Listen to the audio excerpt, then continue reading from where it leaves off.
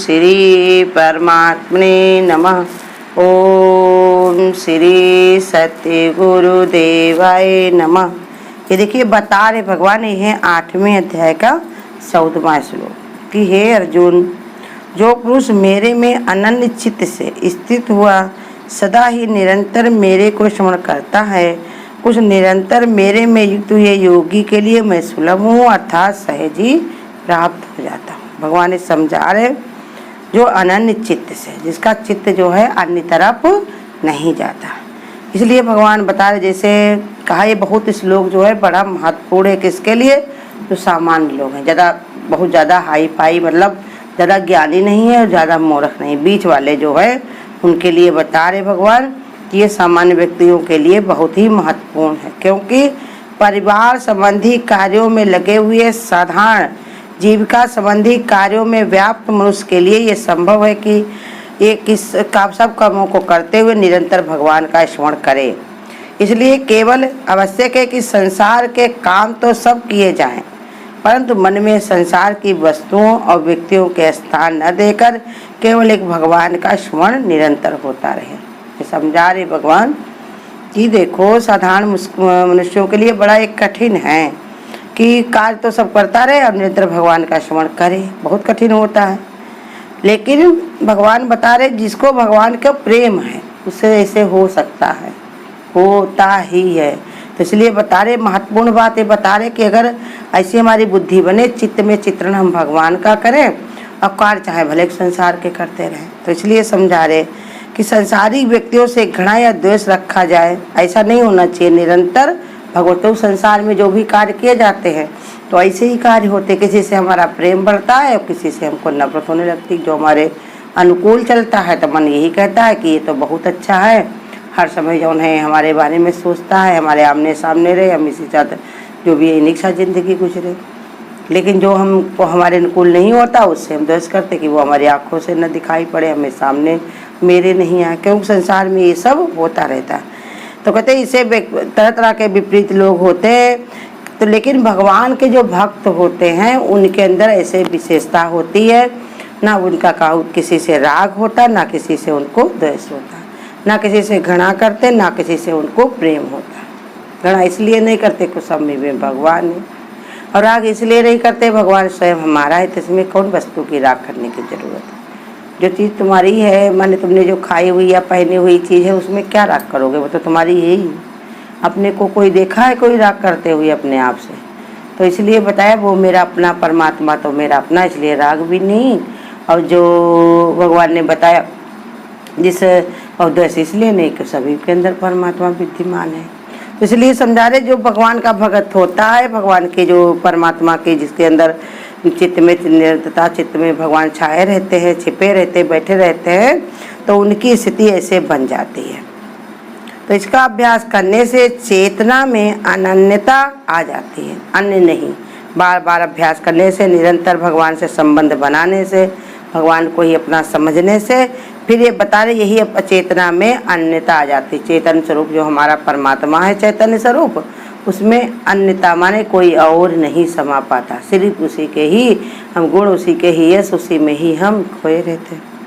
तो कहते संसारिक व्यवहार करते हुए भी भगवान का नित्य निरंतर स्मरण होता भी रहता है। ऐसा नहीं है इतना कठिन काम है कि ये हो नहीं पाएगा, होता रहता है। भगवान के अतिरिक्त अन्य किसी तत्व का चिंतन न करना ही अनंतता है। इस प्रकार भगवान का स्मरण करने वाले मनुष्य का भगवान से नित्य संबंध हो जाता है। ऐसे मनुष्य के लिए भगवान अपने को सुलभ बताते हैं। कहते जो भगवान के भगत होते, जो रोजाना भगवान का स्मरण करते, भगवान का नित्य विचार बनाते, तो फिर उनका नित्य संबंध हो जाता है।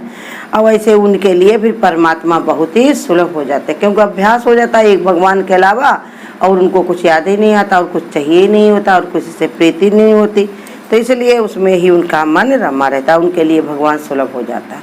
हर समय भगवान को याद, भगवान कहते हैं भगवान को पाना माने भगवान की याद आना, भगवान को याद करना, भगवान का नाम जपना, यही बताया भगवान ने बताया परमात्मा को पाना। जब तुम्हारे कुछ मांगना नहीं है, कोई इच्छा नहीं है, तो फिर गुरु कहते हैं ऐसे किसी की याद आए मुश्किल होता ना, ऐसे तभी भगवान कहते हैं तुमको नहीं चाहिए और फिर भी तुम मेरा स्मरण करते हो, मेरा स्तुति करते हो, मेरे याद करते हो, इसका यही प्रमाण है कि तुमने हमको अपना बनाया हुआ, अपना माना हुआ।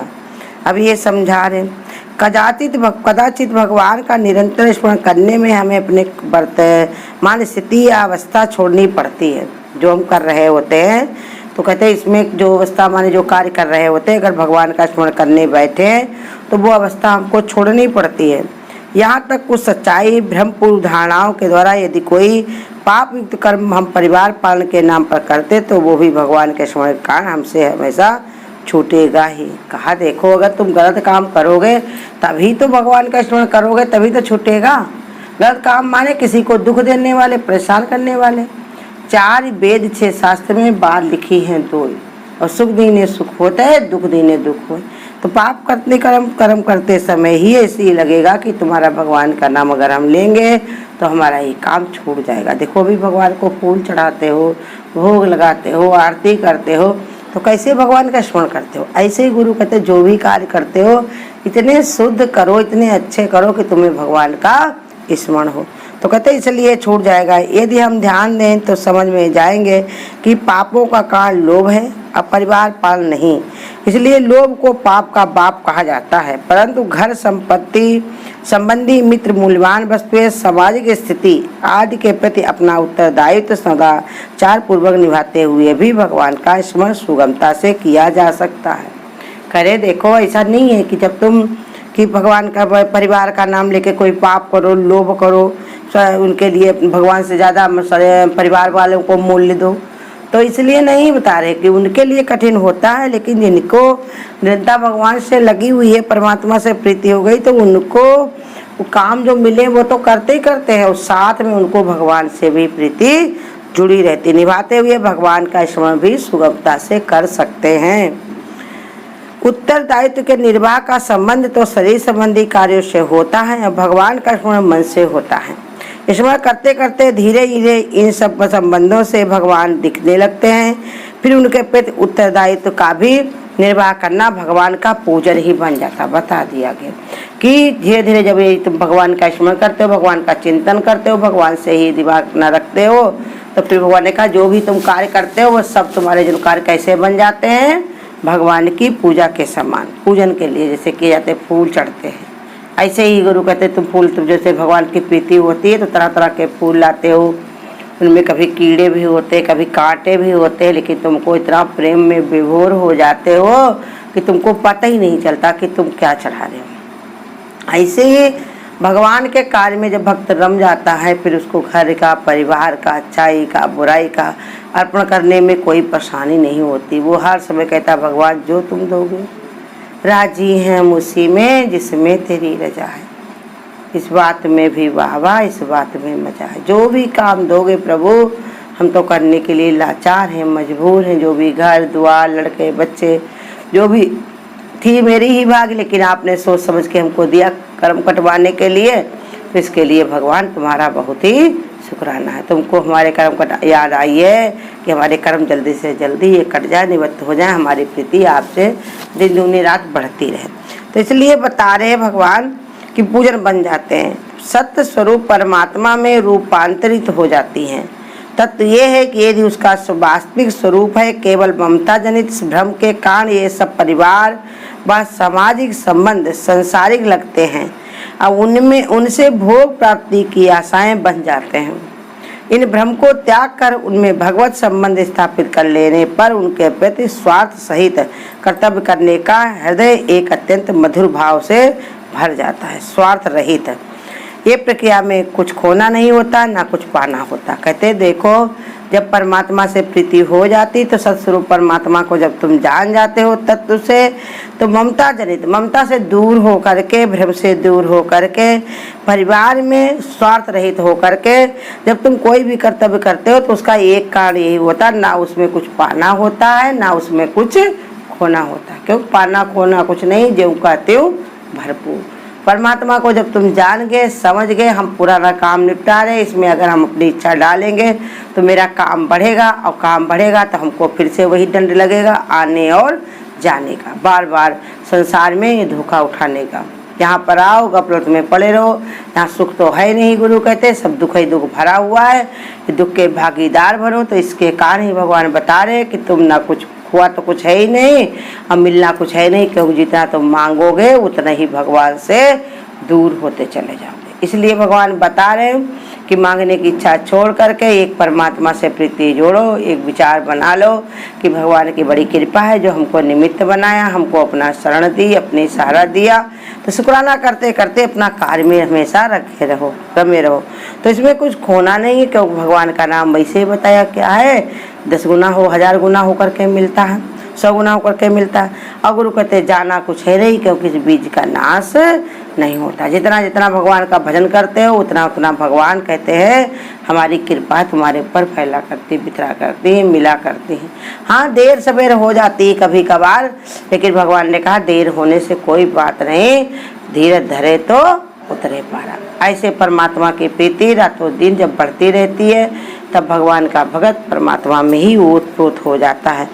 ये भी एक हर्ष की बात है कि अभ्यास करते करते ही जीवन इसी में कुछ लोग लगा देते हैं, और सामान्य व्यक्ति तो केवल भगवान के निरंतर स्मरण करने में सुगमता हो जाती है। कहते कितने लोग जो होते हैं उनको भगवान घर परिवार छोड़ करके सन्यासी त्यागी हो जाते, पूरा पूरा जीवन लगा देते इसी अभ्यास में, तब उनको मिले कि ना मिले। लेकिन जो साधारण छोटे मोटे व्यक्ति भी होते हैं उन्होंने केवल भगवान को निरंतर स्मरण किया तो उनके लिए भी भगवान सुलभ हो जाते हैं, उनको इतनी कठिनाई नहीं होती, कठिनाई की जरूरत नहीं होती, क्योंकि उनको परमात्मा इतना सुलभ हो जाता, वो हमेशा परमात्मा में ही अपने मन को लगा कर रखते हैं, परमात्मा से ही प्रीति अपनी जोड़ के रखते हैं। इसी के कारण बता रहे सुलभ होता है। सुलभ का जो लोग पकड़ के भगवान से बहुत सारे कार्य करवाने चाहते हैं, बहुत जो उन्हें अपना उसमें अपने अनुसार चलाना चाहते हैं, भगवान से भी क्रिया करवाना चाहते तो भगवान उसे भागते रहते हैं।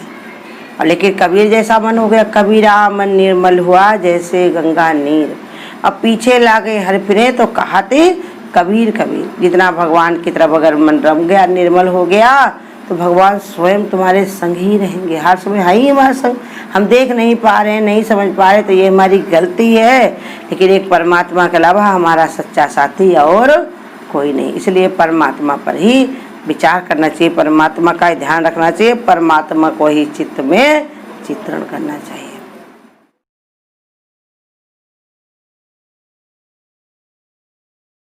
मन मत डुबोए गुरु मति तारे, तो चलना मेरे मन गुरु के सहारे।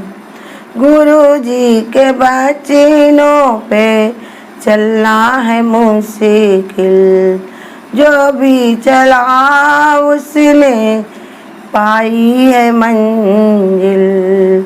गुरु यहीं पर मिलेगा तुम्हें भी किनारे, तो चलना मेरे मन गुरु के सहारे। मन मत डुबोए गुरु मति तारे, तो चलना मेरे मन गुरु के सहारे। बड़ी सीधी सादी है बातें गुरु की, हर बात में करामातें गुरु की। हुई भाग्य हम सब गुरु के सहारे, तो चलना मेरे मन गुरु के सहारे। मन मत डुबोए गुरु मति तारे, तो चलना मेरे मन गुरु के सहारे। सत्संग की दरिया में डुबकी लगा ले, गुरु वचनों को हृदय में लगा ले। गुरु ही भव से पार लगाए, तो चलना मेरे मन गुरु के सहारे। मन मत डुबोए गुरु मति तारे, तो चलना मेरे मन गुरु के सहारे। अगर आपको आज की वीडियो अच्छी लगी हो तो वीडियो को लाइक और शेयर करना ना भूलें। आगे की वीडियोस देखने के लिए चैनल को सब्सक्राइब करें और नोटिफिकेशन